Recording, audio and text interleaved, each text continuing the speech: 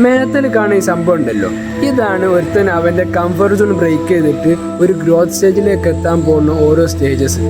അപ്പം സച്ച് എന്ന വ്യക്തി എക്സാമ്പിളായിട്ട് അവന് ഒരു ജിമ്മിൽ പോകാൻ തുടങ്ങുകയാണ്. ആദ്യം പോയതിനു ശേഷം പറയാൻ ഇത് ഇത്ര സിമ്പിളാണോ, ഞാനിത് എന്നും പോവും, ഞാൻ ഒന്നും ഇത് പോയിട്ട് എൻ്റെ ബോഡി ബിൽഡ് ചെയ്യുന്നു പറയും. അവസാനം ഏറിപ്പോയ 2-3 ആഴ്ച അതിനുണ്ടാകും പറയും ഇത് കയ്യിലിട്ടോ, ഇത് ഞാൻ നിർത്തിപ്പോവാൻ, എന്നോട് കുട്ടിയെ കൂടൂല. ഇതാണ് ഒരു ഫിയർ സോൺ. ഈ ഒരു സോണിലെത്തിയിട്ടാണ് അവർ പറയാണ് ഓരോരോ കാരണങ്ങൾ, ഇല്ലാത്ത കാരണങ്ങളൊക്കെ വരികയാണ്. മടി കാരണം, ഇത് കുട്ടിയെ കൂടൂല, മടിയാണ്, ഇതൊക്കെ കുറച്ച് ബുദ്ധിമുട്ടാണ്, ഇതൊക്കെ പലതും നഷ്ടപ്പെടുന്നൊക്കെയുള്ള പേടി തുടങ്ങിയ കാര്യങ്ങളാണ് ഈ സോണിൽ, ഈ ഒരു ഫിയർ സോണിൽ ഉണ്ടാകുന്നത്. അതുകൊണ്ടാണ് പലരും ഇവിടുന്ന് കിറ്റ് ചെയ്തിട്ട് അവർക്ക് ലൈഫിൽ ഗ്രോത്ത് ഇല്ല, എനിക്കൊരു വലിയൊരു ഗ്രോത്ത് ഒന്നും വേണ്ട. ഒരു സംഭവത്തേക്ക് ഇറങ്ങിയാൽ, ഒരു പണിക്ക് ഇറങ്ങിയാൽ അത് ഫുള്ളാക്കണ പരിപാടി ഉണ്ടല്ലോ, അത് ചെയ്യാൻ കഴിയാത്തത് കൊണ്ടാണ്. ഓക്കെ, അപ്പം എന്ത് ചെയ്യുക, ഈ സ്റ്റേജിൽ നിന്ന് കിറ്റ് ചെയ്യാതെ മുന്നോട്ടേക്ക് പോകുമ്പോഴാണ് ഒരു ലേണിംഗ് സ്റ്റേജ് എത്തുന്നത്.